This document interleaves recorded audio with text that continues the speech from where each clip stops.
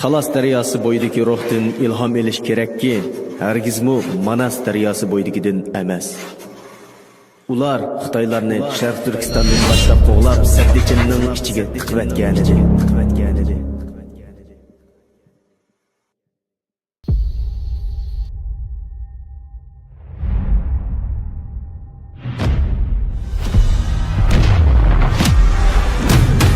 Talas Media.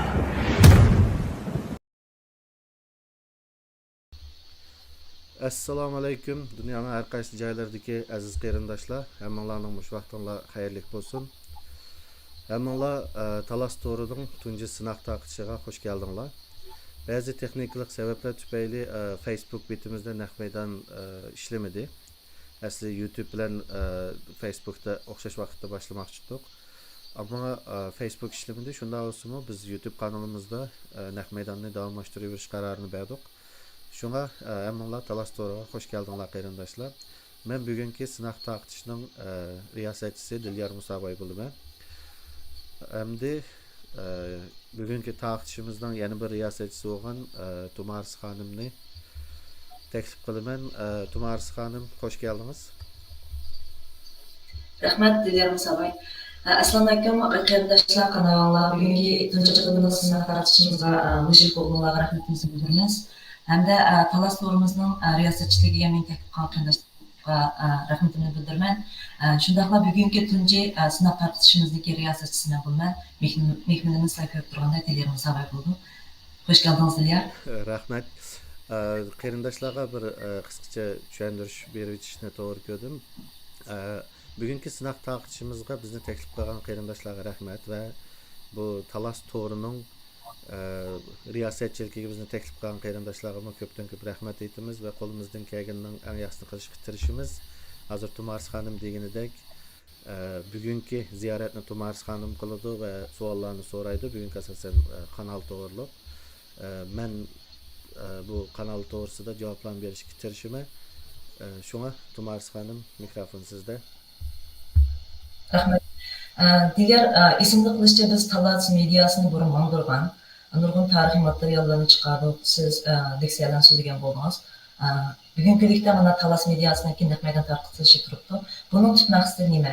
Nima uchun bu Talas mediasi naq maydon tarqatilishi qaytadan jonlandi, ilib berildi? Menimcha nurg'un qarindoshlarimiz bu to'g'ri savollarni qo'ydi. Men bir nechta savollarni yozib keldim. Shu savollarni birsini shu. Deganimizdek buni bir turkum qarindoshlar, bir guruh qarindoshlar Talas mediasi mas'ul bo'lib, burun ba'zi taqishlarni naq maydon taqish qilmasimi, ba'zi bir mazmunlarni ishlab taqatgan edi. Undan keyin shu naq maydon ziyorat qiladigan bir o'ng tarafning mediasi bo'lish orzusi bilan ko'plagan kishilarni taklif qilgan bo'ldi. Shaxsan bizmi jiqtirishgan bo'ldik va oxirsida turkcha ihole bizga qoldi degan paydiga oxirsida bu sizlar o'zinglar qilgan bo'lsanglar, ya'ni bu muhim shaxslarni, akademiklarni ziyorat qilgan vaqtida savollar, kuchli savollar so'ralmadi deb tanqidiy fikrlarni bergansizlar. Unda shu savollarni o'zinglar so'rsanglar degandan bizmi oxirsi bu uyg'un ko'rdik. Ya'ni bundan keyingi maqsad hamda biz ikkimiz riyosatchiligini qilsak, boshqa kompyuter kaynidagi texnik yordamini qilgan qarindoshlarmi qo'ldan kelganini qilyotdi.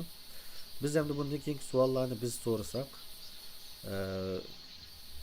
shu akademiklar, siyosatchilar, aktivistlar qatorliqlarni Sharq Turkistonning o'ng tarafidagi qarindoshlarni hech qanday tashkilot va yoki taraf ayirmagan asosda hammasini bu ekranga taklif qilib, savollarni biz so'rasak, u qarindoshlarimiz javob bersa, menimcha Talas To'rining qurilgan vaqtidagi asli g'oyasi bo'yicha Sharq Turkiston muhojiratida Sharq Turkistonning mustaqilchi o'ng qanotining iqimning mediasi bo'lishga Talas To'ri nihoyat muvofiq keldi deb o'ylayman va shu g'oyasini amalga oshira oladi deb o'ylayman. Rahmat. Biz söylediğimizde Talas To'rining ismi Talas To'ri. Nima uchun bu mediamizga Talas To'ri, Talas degan ismni berganlar ba'di. Shu to'g'riliq bir tushuncha bergan bo'lsangiz.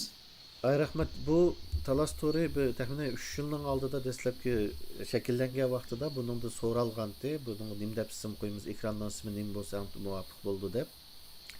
Ve şu vaqtida har xil ismlar qo'yilgan, ya'ni bir qancha xil ism taklif sunilgan ve oxirsida talas to'g'ri yoki talas ekrani shaklida oxirgi qaror berilgan edi. Endi buningdagi asosiy sabab tariximizda bo'lgan talas urushining bizning tariximizda intayin muhim rol o'ynaydigini ve u talas maydonidagi jang maydonidagi ruhning bizga qaytadan ilhom beradigan bir ruhning ana ashiyadan qaynaqlanishi kerakligi ko'zda tutilib buningga talas story degan ism qo'yilish qarori berilgan. Meningcha bu nihoyatda to'g'ri ism ve agarda Sharq Turkiston mustaqilligidan boshqa hech qanday g'oyamiz yo'q ve dushmanimizga biz qo'limizdan kelgan har yo'lda dushmanimizga qarshi istiqlolimiz uchun, erkinligimiz uchun, hurligimiz uchun Xitoyga qarshi kurash qilamiz deydi ekanmiz.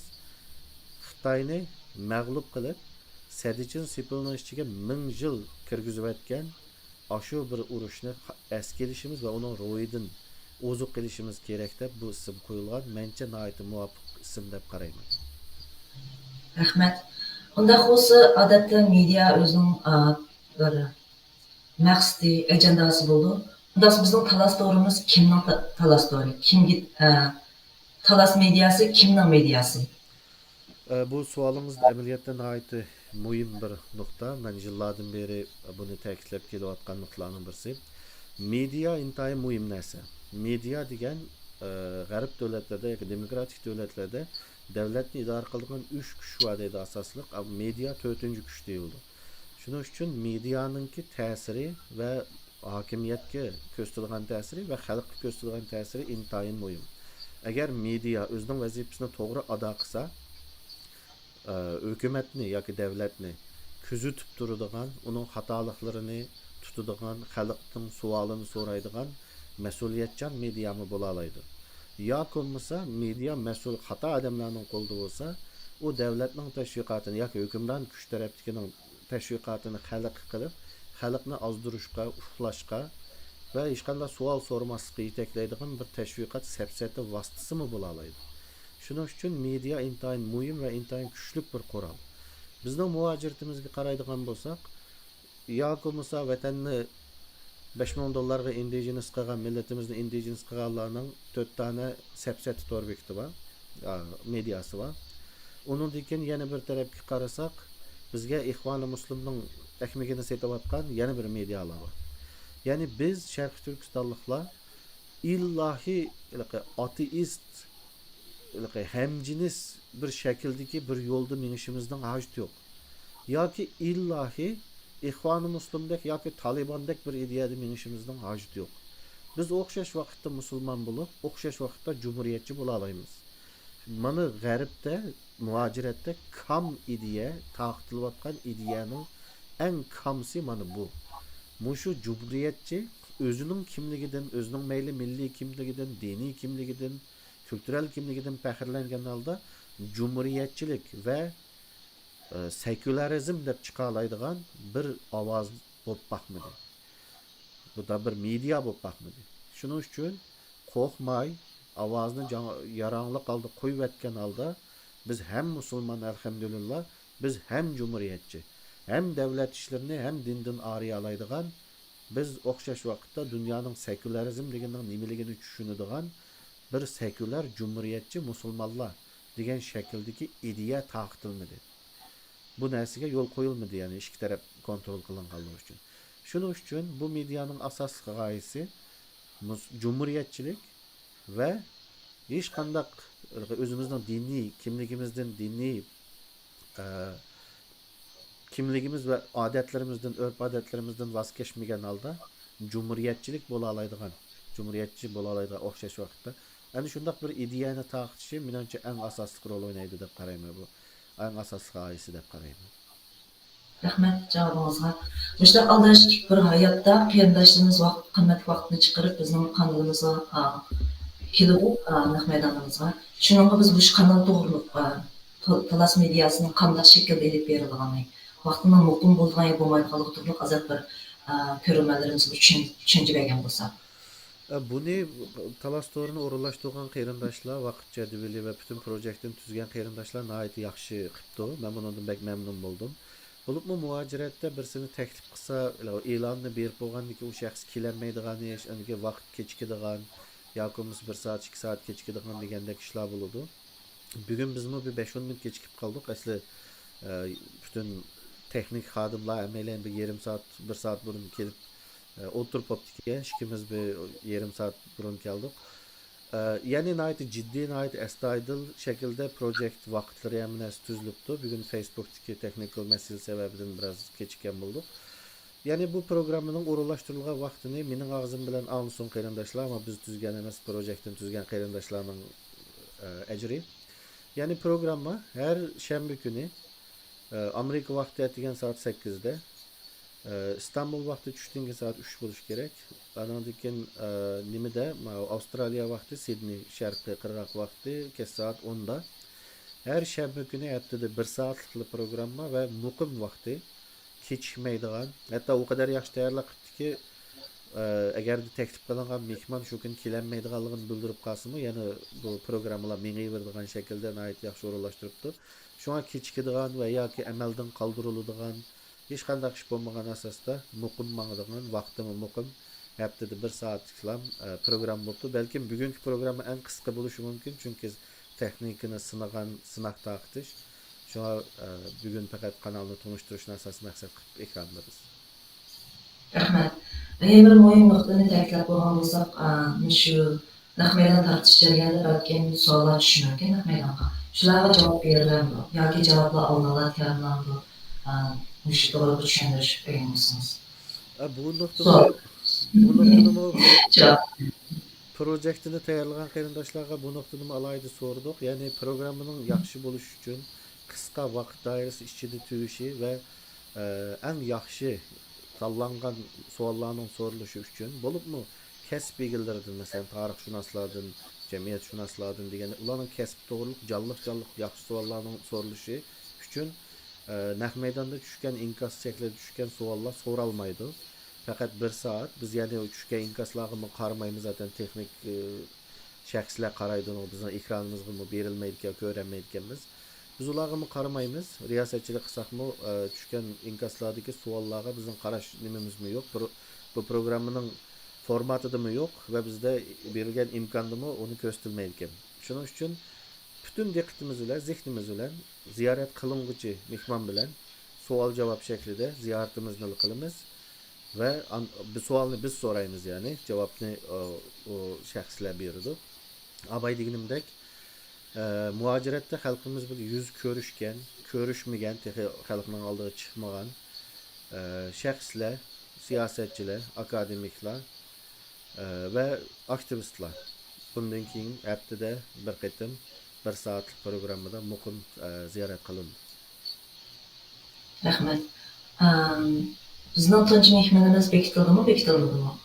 Aldığımızdaki 3 programı bekitilib bo'libdi. Her qatim yani programının formatı bo'yicha biz bu yerdan tushgandan keyin, bu taqtish tugagandan keyin 1-2 soat ichida keyingi qatimliq mehmon e'lon qilindiki, o programni tugagandan keyin yana 2 soat ichida keyingi haftasi qilib qilinadiki, hozir muqim bo'lib bo'lgan 3 programma muqim bekitilib bo'libdi mehmonlar. Unda hurmatli ko'ruvchilar, bizning Facebook'imizga, YouTube kanalimizga ergishinglar. Davomli diqqat qilib turinglar. Mushakmanchida bizning tunji mehmonimizni amalda atgacha e'lon qilamiz. Diğer yana boshqa gap so'zlar bo'lsa, o'shada desak, sinov tartishimiz menimcha mishagicha bo'lib qoldi. So'zlarni tugab qoldi. Bo'ldi, rahmat. Ko'rarman qarindoshlar, Talastorni qisqacha tanishtirishga tirishdik va bundan keyingi riyosatchi Tumar Salmas xonim va men balkim oldimizdagi kunlarda qo'shilishi mumkin bo'lgan yana bir qarindoshimiz bor. Shuning uchun balki 2 yoki 3 riyosatchini davomli ekranda ko'rasizlar, ammo bundan keyin keldik mehmonlar o'xshamaydi. Shunga hammalarga rahmat bugun. Faqat texnikal jihatdagi sinaq va kanalni tanishtirish uchun bu taqtishni qilganligimiz uchun bugun mishad oyoqlashdi. Facebook betida taqtamganligimiz uchun men kechirim so'rayman. Onun texnik meselelerini aldığımızda hal qilindi deb o'ylayman. Bu da haftalik programmagacha. Shunga qarindoshlarım, bugun Tumar Salmas xonimga rahmat. Barliq ko'rarman qarindoshlar, hammalarga rahmat. Ko'rishguncha Görüşkiçe aman bulunlar qarindaşlarım. Yani kanalımızdan sloganı boyunca Manas daryosi bo'yidagi taslimiyatchilikdan emas, Talas daryosi bo'yidagi shijoatdan ilhom olaylik qarindoshlar. Hammanglar Allohga emanet. Tamam, tamam. Allah'a emanet.